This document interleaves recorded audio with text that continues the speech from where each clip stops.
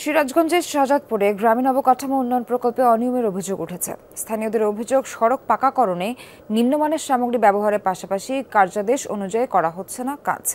যেনতেনভাবে কাজ শেষ করে বিল তুলে নেওয়ার চেষ্টারও অভিযোগ করেছেন তারা।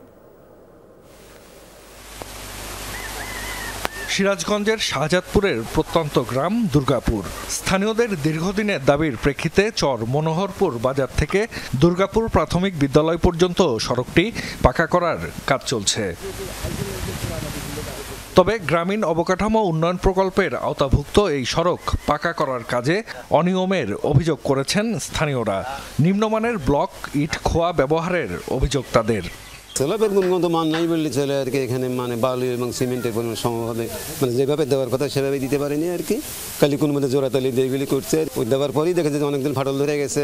একদম সর্বনিম্ন মানের খোয়া, যেটা আমরা গ্রাম্য ভাষায় বলি পুরা মাটি, হাত দিয়ে ভাঙে যায়।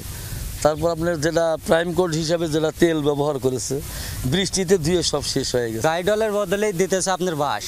তাই যে বাঁশ দিয়ে জায়গাটা দিতেছে, বাঁশটা তো আপনার থাকবে না। রাস্তাটা ভাঙে গেলে তখন আমরা কি করবো? আমরা তো চলাচল করতে পারবো না। এলজিইডির কিছু অসাধু কর্মকর্তার যোগসাজশেই ঠিকাদার নিম্নমানের কাজ করছে বলেও অভিযোগ এলাকাবাসীর। মানসম্মত কাজ না হলে সড়কটি বেশি দিন টিকবে না বলেও মনে করেন তারা।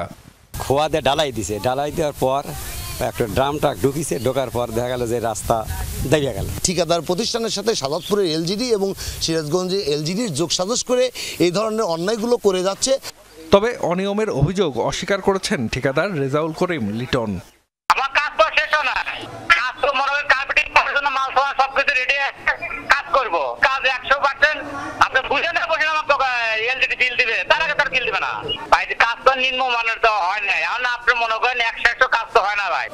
এলজিইডির কর্মকর্তাদের দাবি, কার্যাদেশ অনুযায়ী কাজের মান বুঝে নিয়েই ঠিকাদারকে বিল দেয়া হবে।